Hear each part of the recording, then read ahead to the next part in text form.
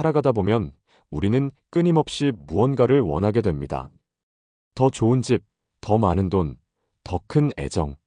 하지만 원하는 것을 손에 넣어도 곧 익숙해지고 다시 또 다른 무언가를 갈망하게 됩니다. 이렇듯 욕망은 끝이 없습니다. 오늘은 이 끝없는 욕망의 고리를 어떻게 끊고 멈추는 법을 어떻게 배워야 하는지를 부처님의 지혜를 따라 함께 살펴보겠습니다. 부처님께서는 욕망에 대해 이렇게 말씀하셨습니다. 욕망은 결코 만족을 주지 않는다. 그것은 마치 바닷물을 마시는 것과 같아서 마실수록 더 목이 마를 뿐이다. 그리고 이어서 말씀하셨습니다. 욕망은 괴로움의 뿌리지만 억누른다고 사라지지 않는다. 그것을 바로 보아야만 비로소 놓을 수 있다. 이렇듯 욕망을 억지로 누르려 하면 마음은 더 요동치고 욕망을 직시하고 알아차릴 때 비로소 우리는 자유로워질 수 있습니다. 이때 부처님의 말씀을 들은 제자가 조심스레 입을 열었습니다. 세존이시여, 저는 출가한 지 오래되었지만 여전히 제 안에서는 세속의 마음이 일어납니다. 누군가의 인정을 받고 싶고 더 많이 배우고 더 많은 사람에게 존경받고 싶은 욕심이 생깁니다. 이런 마음조차 내려놓아야 합니까? 부처님께서는 그 제자의 마음을 책망하지 않으셨습니다. 오히려 부드러운 눈빛으로 고개를 끄덕이며 말씀하셨습니다. 그 마음이 일어난다는 것을 아는 것, 그 자체가 수행의 시작이다. 그리고 잠시 침묵하신 후 부처님은 조용히 물으셨습니다. 그 욕망은 어디에서 비롯되었느냐? 제자는 한참을 머뭇거리다 조용히 대답했습니다. 두려움입니다. 잘하지 못할까 두렵고 버려질까 두렵고 아무 의미 없는 존재가 될까봐 그래서 욕망이 생깁니다. 부처님은 고개를 끄덕이며 이렇게 말씀하셨습니다. 욕망은 종종 두려움에서 태어난다. 인정받고 싶은 욕망은 버려질까봐 두려운 마음이고 소유하고 싶은 욕망은 잃을까봐 두려운 마음이다. 그 두려움을 바라보는 자는 욕망의 밑바닥을 보는 자다. 그리고 이어서 덧붙이셨습니다. 욕망을 없애려 애쓰지 말고 그것이 왜 올라오는지를 바라보아라. 알아차림은 억제가 아닌 자유로 이끈다. 제자는 그 말을 듣고 한동안 아무 말 없이 고개를 숙였습니다. 그리고는 조용히 되물었습니다. 세존이시여, 그렇다면 저는 지금 이 마음을 어떻게 해야 합니까? 부처님은 미소를 머금은 채 말씀하셨습니다. 그 마음을 억누르지 말고 흘려보내지도 말고 그저 가만히 바라보아라. 바라보다 보면 그 마음은 너를 집어삼키지 못할 것이다. 다음은 부처님의 가르침을 통해 일상에서 어떻게 욕망을 내려놓을 수 있는지 여러 일화들을 통해 구체적으로 살펴보겠습니다. 옛날 한 마을에 부지런하고 유능한 상인이 있었습니다. 그는 젊은 시절부터 수완이 뛰어나 누구보다 빠르게 성공했고 사람들은 그를 두고 곧 큰 부자가 될 사람이라며 칭송했습니다. 하지만 시간이 흐르면서 그는 점점 더 많이 벌어야 한다는 강박에 사로잡히게 되었습니다. 하루를 쉬는 것조차 두려워졌고 잠을 줄이며 더 많은 사업을 벌이고 기존의 수익에 만족하지 못한 채 항상 2배, 3배의 이익을 목표로 삼았습니다. 그가 성공할수록 삶은 여유로워지기는커녕 오히려 불안과 긴장으로 가득해졌습니다. 수익이 늘어날수록 더 큰 금고와 더 많은 경비원이 필요해졌고 사람을 믿지 못하게 되자 가족과의 관계도 점점 멀어졌습니다. 그러던 어느 날 그는 자신이 세운 가장 큰 거래를 성사시킨 후에도 마음이 허전하고 불안한 자신을 발견합니다. 그는 처음으로 의문을 품었습니다. 나는 이렇게 많이 가졌는데 왜 이렇게도 불안하고 만족스럽지 않을까? 답을 찾지 못한 그는 부처님을 찾아가 엎드려 물었습니다. 세존이시여, 저는 모든 것을 갖췄습니다. 하지만 마음은 하루도 편한 적이 없습니다. 왜 이런 것입니까? 부처님께서는 그를 바라보시며 조용히 말씀하셨습니다. 그대는 많은 것을 모았지만 마음은 비어 있구나. 상인은 당황하여 되물었습니다. 세존이시여, 저는 부족함 없이 살고 있습니다. 무엇이 비어 있다는 것입니까? 부처님은 부드럽게 답하셨습니다. 그대의 바람은 늘 더 많이었다. 만족을 모른 채 쌓아온 것은 결국 불안의 탑이 된다. 욕망은 채운다고 사라지지 않는다. 채울수록 더 목마르게 되는 것이다. 그리고 이어 이렇게 가르치셨습니다. 삶은 수익으로 완성되지 않는다. 마음이 고요할 때 비로소 삶은 충만해진다. 그대는 소유를 위해 너무 많이 움직였고 멈춤의 지혜를 배우지 못했을 뿐이다. 그제야 상인은 자신이 갖는 것에만 집중하고 있었다는 것을 깨달았습니다. 그는 욕망이라는 수레바퀴 위에 올라탄 채 끝없이 달리고 있었던 것입니다. 그는 부처님께 다시 여쭈었습니다. 그렇다면 저는 이제 무엇을 내려놓아야 합니까? 부처님께서는 미소 지으며 말씀하셨습니다. 네가 가진 재물을 버릴 필요는 없다. 다만 그 재물에 매달리는 마음을 내려놓아라. 만족을 배우는 것이 곧 자유다. 한 나라에 총명하고 야심찬 왕자가 있었습니다. 그는 백성들의 존경을 받고 전쟁터에서도 공을 세우며 아버지인 현명한 왕의 뒤를 이을 자로 기대받고 있었습니다. 하지만 시간이 흐르며 그의 마음엔 조급함과 불안이 싹트기 시작했습니다.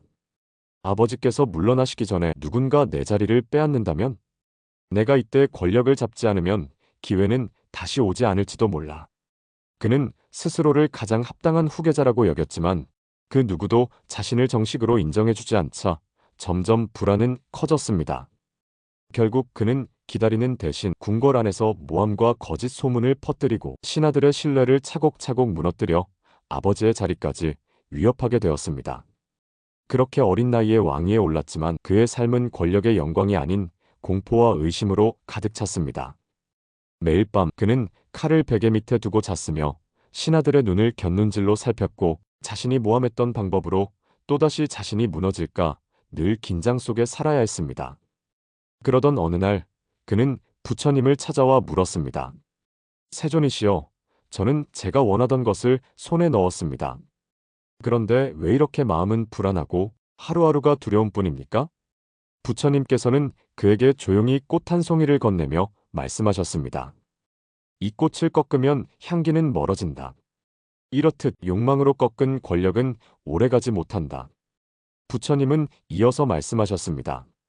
진정한 자리는 기다림 속에 무르익는다. 스스로를 세우기보다 인연이 다가올 때까지 바라볼 수 있는 자, 그가 진정한 왕이다. 왕자는 그 순간 자신의 조급함과 두려움이 자신을 끌어올린 것이 아니라 오히려 스스로를 가두었다는 사실을 깨닫습니다. 저는 권력을 원했습니다. 하지만 그건 결국 두려움이었습니다. 잊혀질까 두렵고 무력해질까 두려웠습니다. 부처님은 마지막으로 이렇게 말씀하셨습니다. 욕망은 때로 존재를 증명하고 싶어하는 마음에서 비롯된다. 그러나 존재란 채우는 것으로 완성되지 않는다. 고요한 기다림 속에서 스스로 빛나는 것이다. 왕자는 그 후 왕좌에서 물러나 숲에서 수행자로 살아가며 진정한 자유를 배워갔다고 전해집니다. 한 마을에 누구나 부러워할 만큼 아름다운 여인이 살고 있었습니다. 하얗고 고운 피부, 단정한 이목구비, 우아한 자태까지. 그녀는 걸을 때마다 시선이 따라오고 사람들의 칭찬과 부러움을 받으며 살아왔습니다. 그러나 그 아름다움이 오히려 그녀의 불안의 씨앗이 되고 말았습니다. 매일 거울 앞에 서는 시간이 길어졌고 머리카락 한 올이 흐트러져도 마음이 조급해졌습니다. 작은 주름 하나에도 깊은 한숨을 쉬었고 누군가 젊고 아름다운 여인을 언급하기만 해도 질투심과 두려움이 그녀를 휘감았습니다. 내가 지금은 아름답지만 언젠가는 사라질 거야. 그때 사람들은 나를 더 이상 바라보지 않겠지. 그녀는 결국 부처님께 지혜를 구하러 찾아갔습니다. 세존이시여, 저는 매일 제 외모를 확인하지 않으면 불안합니다. 조금이라도 흐트러지면 마음이 무너집니다. 사람들의 시선이 사라질까 두렵고 제 삶의 의미마저 사라질까봐 무섭습니다. 부처님은 그녀를 바라보며 조용히 말씀하셨습니다. 그대는 지금 거울에 자신을 비추고 있으나 마음은 보지 못하고 있구나. 그녀는 당황하여 되물었습니다. 마음이요? 부처님은 부드럽게 고개를 끄덕이며 말씀하셨습니다. 겉모습은 시간이 지나면 변하고 사라진다. 그러나 참된 아름다움은 마음속에서 피어난다. 너의 눈이 너를 보지 못하듯 거울도 너의 진짜 모습을 비추지는 못한다. 그녀는 그 말을 듣고 처음으로 거울을 내려놓았습니다. 그리고 자신이 왜 그렇게 외모에 매달려 왔는지를 돌아보았습니다. 그 욕망의 밑바닥엔 사랑받고 싶고 잊혀지기 두려운 마음이 있었던 것입니다. 그녀는 조용히 부처님께 물었습니다. 그렇다면 저는 지금 무엇을 지켜야 합니까? 부처님은 미소 지으며 말씀하셨습니다. 그대가 지켜야 할 것은 피부가 아니라 평정이고 입술이 아니라 자비이며 눈동자가 아니라 알아차림이다. 마음이 곧 너의 얼굴이 된다. 그녀는 눈물을 흘렸고 그날 이후 거울을 바라보는 시간보다 자신의 마음을 들여다보는 시간을 늘려갔다고 합니다. 부처님 곁에서 오랜 시간 수행하던 한 제자가 있었습니다. 그는 누구보다 부지런했고 수행을 게을리하지 않았습니다. 그렇기에 늘 정진하는 자신을 마음속으로 칭찬하곤 했습니다. 그러던 중 최근에 들어온 한 새로운 수행자가 부처님의 설법에 칭찬을 받는 모습을 보게 되었습니다. 부처님께서는 그 수행자의 통찰력 있는 질문에 미소 지으셨고 다른 제자들 사이에서도 그를 주목하는 시선이 생겨났습니다. 그 모습을 본 이 오래된 제자의 마음엔 조금씩 질투와 불편한 감정이 고개를 들기 시작했습니다. 내가 더 오랜 시간, 더 많은 노력을 해왔는데 왜 사람들의 시선은 그에게만 머무는 걸까?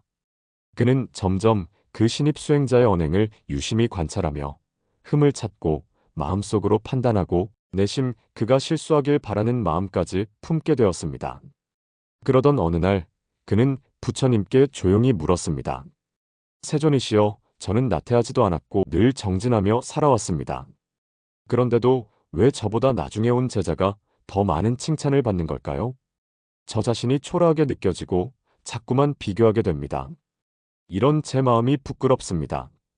부처님은 잠시 침묵한 뒤 조용히 말씀하셨습니다. 질투는 남의 그릇을 들여다보느라 자기 그릇이 비었다는 걸 잊게 만드는 병이니라. 제자는 고개를 떨구었습니다. 부처님은 이어서 말씀하셨습니다. 내 수행은 남을 이기기 위한 것이었느냐? 아니면 너 자신의 마음을 밝히기 위한 것이었느냐? 제자는 그 말에 가슴이 먹먹해졌습니다. 지금까지 자신이 쌓아온 정진이 남보다 더 나은 사람이 되기 위한 경쟁심에서 비롯된 것은 아닌지 처음으로 진지하게 돌아보게 된 순간이었습니다. 그는 조용히 고백했습니다. 세존이시여, 저는 누군가가 인정받는 것이 불편했습니다. 제자리가 흔들리는 것 같았고 제 노력이 가벼워지는 것 같았습니다.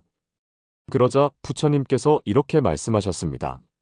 진정한 수행자는 남의 그림자를 쫓지 않는다. 그는 자기 안의 등불을 밝힐 뿐이다. 비교는 마음을 흐리게 하고 질투는 수행의 길을 벗어나게 하느니라. 그 말은 제자의 마음속에 깊이 스며들었습니다. 그는 그날 이후 다른 사람을 바라보는 시선 대신 자기 자신의 마음을 더 자주 들여다보기 시작했습니다. 자식을 극진히 사랑하는 어머니가 있었습니다. 그녀는 모든 것을 자식에게 쏟아부었습니다. 좋은 옷, 좋은 음식, 심지어 친구까지도 직접 골라줄 정도로 자식의 삶에 철저히 개입했습니다. 그녀는 말했습니다. 내가 겪은 고생은 내 아이에게 물려주지 않겠다. 나는 그 아이가 남들보다 더 나은 삶을 살게 할 것이다. 하지만 세월이 흐르자 자식은 점점 지쳐갔고 어머니의 간섭을 부담스러워하며 마음을 닫고 거리를 두기 시작했습니다. 말수가 줄고 눈도 마주치지 않고 어떤 결정을 할 때도 어머니와 의논하지 않았습니다. 어느 날 아들이 말했습니다. 어머니, 제발 저를 그냥 좀 두세요. 숨이 막혀요. 어머니가 원하는 삶을 제가 다 살아드릴 순 없어요. 그 말에 큰 충격을 받은 어머니는 결국 부처님을 찾아와 눈물로 호소했습니다. 세존이시여, 저는 아이를 사랑했을 뿐입니다. 더 잘 되길 바라고 실수하지 않기를 바란 것뿐입니다. 그런데 아이는 저를 멀리하고 제 마음을 이해하지 못합니다. 부처님은 그녀의 울음이 가라앉을 때까지 기다리신 후 조용히 말씀하셨습니다.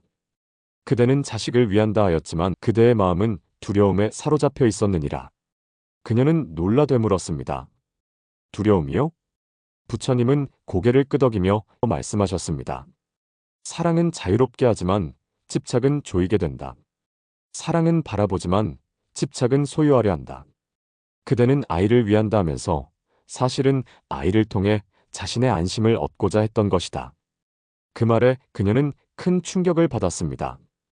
자신이 원했던 것은 자식의 행복이 아니라 자식이 자신의 기대대로 살아주는 것에서 오는 만족감이었음을 깨달았습니다. 그녀는 떨리는 목소리로 말했습니다. 세존이시여, 저는 이제 무엇을 해야 합니까? 저는 정말로 제 아이가 행복하길 바랍니다. 부처님은 따뜻한 눈빛으로 말씀하셨습니다. 그대를 떠난 자식도, 그대가 놓아준 자식도 언젠가는 그 마음을 기억할 것이다. 사랑은 붙잡는 것이 아니라 지켜보는 것이다. 지켜보는 그 마음이야말로 가장 깊은 자비이다. 그녀는 그날 이후 자식에게 더 이상 명령하거나 조언하지 않았습니다. 그 대신 조용히 지켜보며 자식이 넘어질 때 손을 내밀 준비만 하기로 했습니다. 부처님의 제자들 가운데 오랫동안 설법과 가르침을 전해온 이가 있었습니다. 그는 말재주가 뛰어나고 지혜가 깊어 사람들 사이에서는 가장 뛰어난 설법자로 알려져 있었습니다.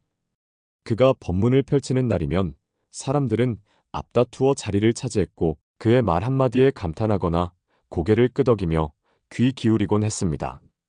하지만 시간이 지나며 그는 사람들의 반응에 점점 민감해지기 시작했습니다. 어느 날 설법을 마친 그가 혼잣말을 합니다. 오늘은 박수가 예전보다 적었군. 내가 지루하게 말했나? 아니면 사람들이 나를 잊은 건가? 또 다른 날엔 다른 제자가 법문을 한 뒤 사람들에게 칭찬받는 모습을 보고 불편한 감정을 느끼기도 했습니다. 그의 마음엔 어느새 명예에 대한 집착과 인정 욕구가 자리 잡고 있었습니다. 그는 법을 전하는 것이 아니라 칭찬을 듣기 위한 말을 준비하고 있었던 것입니다. 그는 어느 날 혼란스러운 마음을 안고 부처님을 찾아가 고백합니다. 세존이시여, 저는 요즘 법을 전할 때마다 사람들이 어떤 반응을 보일지 먼저 생각하게 됩니다. 박수를 기대하고 반응이 없으면 괜히 허전하고 불안해집니다. 제가 설법을 하고 있는 건지 인정받고 싶은 마음을 채우는 건지 혼란스럽습니다. 부처님은 조용히 그 제자를 바라보시며 나지막이 말씀하셨습니다. 진실한 말은 들리든 들리지 않든 향기를 남기느니라. 말의 목적은 반응이 아니라 자각에 있다. 제자는 고개를 숙였습니다. 그 말은 단순한 가르침이 아니라 그가 잊고 있던 설법의 본래 의미를 일깨우는 말이었습니다.